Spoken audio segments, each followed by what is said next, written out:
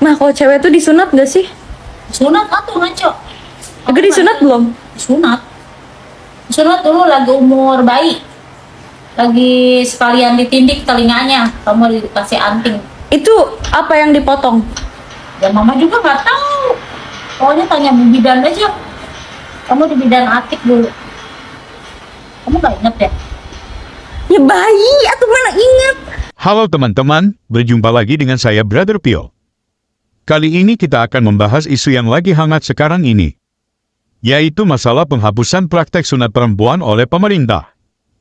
Dan hal ini saya dengar dari video Ade Armando. Meski banyak hal yang saya setuju dengan perjuangannya, tapi dalam hal ini saya ingin mengoreksi sedikit soal pernyataannya berikut.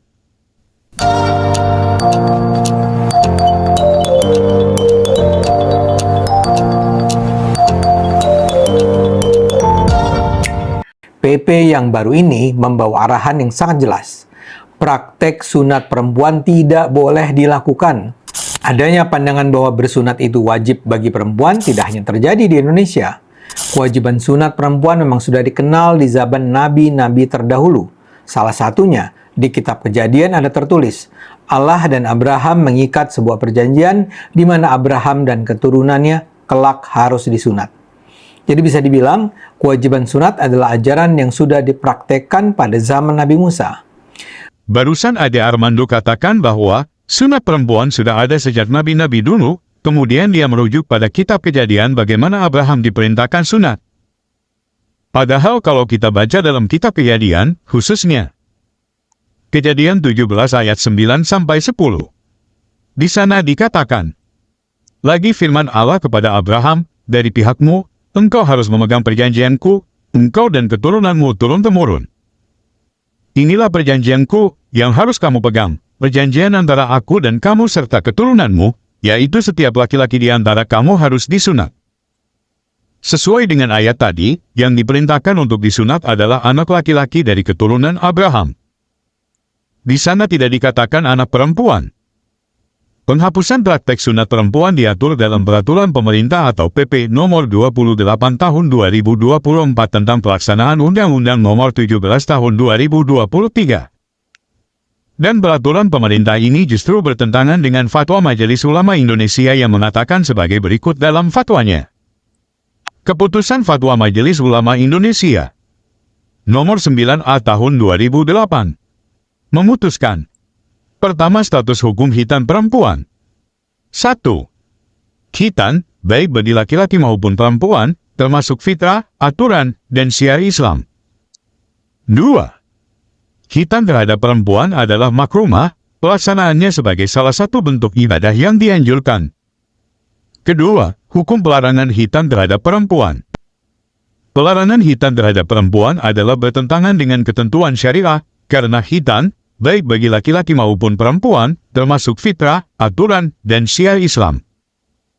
Jadi berdasarkan fatwa MUI tadi, justru bertentangan dengan peraturan pemerintah soal penghapusan praktek sunat perempuan. Dan saatnya saya mau bertanya, jika Islam klaim meneruskan agama Abraham, dan klaim punya Tuhan yang sama seperti Abraham, pertanyaan kita adalah, sejak kapan Tuhan Abraham memerintahkan perempuan disunat? Karena yang kita tahu bersama, yang diperintahkan Tuhan untuk disunat hanyalah laki-laki, dan itu pun hanya keturunan Abraham. Kalau Tuhan Abraham tidak perintahkan untuk sunat wanita, lalu Tuhan yang mana pula yang memerintahkan saudara muslim untuk menyunat wanita? Direktur Kesehatan Usia Produktif dan Lanjut Usia Kementerian Kesehatan Kartini Rustandi menegaskan bahwa praktik sunat perempuan tidak memiliki manfaat medis.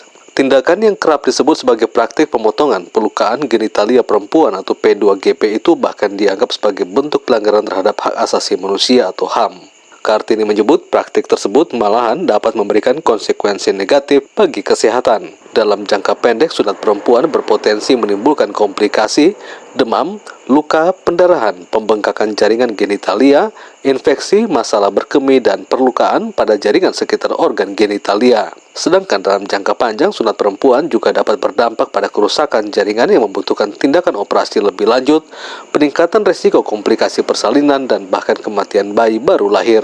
Bahkan bisa ada yang juga kalau kena klitorisnya akan terjadi berkurangnya hasrat seksual, infeksi saluran kemih yang berlanjut atau mempermudah infeksi saluran kemih dan berbagai hal lagi. Dan yang pasti adalah kita khawatirkan adalah trauma psikologisnya. Papar Kartini pada Senin 14 November. Badan Pusat Statistik atau BPS pada tahun 2021 melakukan survei di 160 kabupaten dan kota di 10 provinsi dengan usia responden berada di rentang 15 hingga 64 tahun. Hasilnya menunjukkan praktik sunat perempuan masih marak dilakukan baik di pedesaan dan perkotaan. Mas Pufa dari Direktorat Statistik Ketahanan Sosial BPS mengungkapkan, survei itu diantaranya menemukan 55% anak perempuan dari kelompok usia 15 hingga 49 tahun yang tinggal bersama orang tua menjalankan praktik sunat perempuan. Dari jumlah itu, 33,7% menjalankan praktik sunat perempuan hanya secara simbolis tanpa perlukaan pada alat kelamin perempuan. Dan 21,3%-nya itu adalah praktik sunat kriteria WHO yang mengalami perlukaan gitu. Jelas Mas Pupa, sunat perempuan menurut kriteria WHO adalah tindakan menggoreskan, memotong, melukai alat kelamin sehingga menyakitkan dan menyebabkan keluar darah. Terdapat 3 wilayah dengan proporsi perempuan yang pernah mendengar dan yang pernah disunat di atas rata-rata nasional 50,5%, yaitu Sulawesi 81,2%, Kalimantan 73,1%, dan Sumatera 69,7%. Sekretaris Jenderal Pengurus Pusat Ikatan Bidan Indonesia atau PBID, Ade Jubaida mengungkapkan edukasi pencegahan praktek sunat perempuan juga telah dilakukan terhadap lebih dari 400.000 bidan di seluruh Indonesia.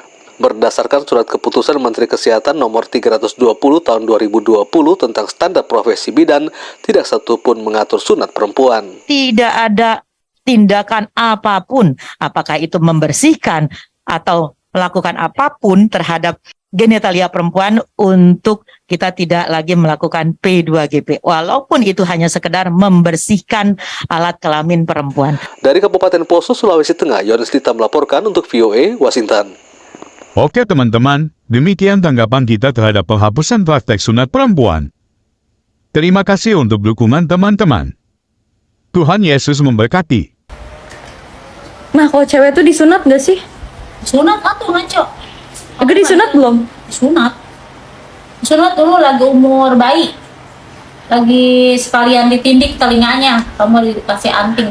Itu apa yang dipotong? Ya mama juga nggak tahu. Pokoknya tanya bidan aja. Kamu di bidan atik dulu. Kamu nggak inget ya? Ya bayi, atau mana ingat?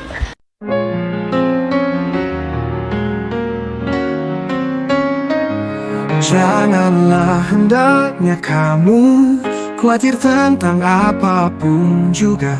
Nyatakanlah dalam segala hal keinginanmu kepada Tuhan dalam doa dan permohonan dengan ucapan syukur. Segala perkara dapat kita tanggung di dalam Dia yang memberi kita kekuatan. Bersukacitalah senantiasa dalam Tuhan. Sekali lagi ku katakan bersukacitalah. Tuhan kita akan memenuhi segala keperluanmu menurut kekayaan dan kemuliaannya dalam Kristus Yesus. Dimuliakanlah Allah dan Bapa kita selama-lamanya. Amin. Segala perkara dapat kita tanggung di dalam Dia yang memberi kita kekuatan. Bersukacitalah senantiasa dalam Tuhan. Sekali lagi ku katakan bersukacitalah.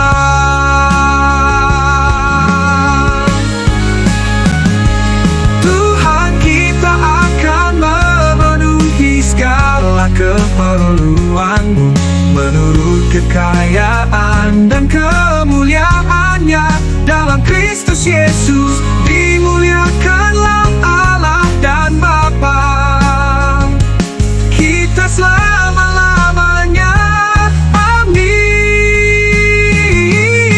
Segala perkara dapat kita tanggung di dalam Dia yang memberi kekuatan.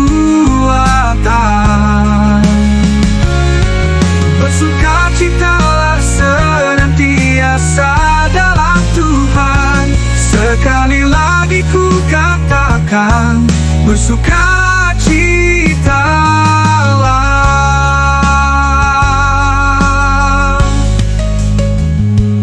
Amin.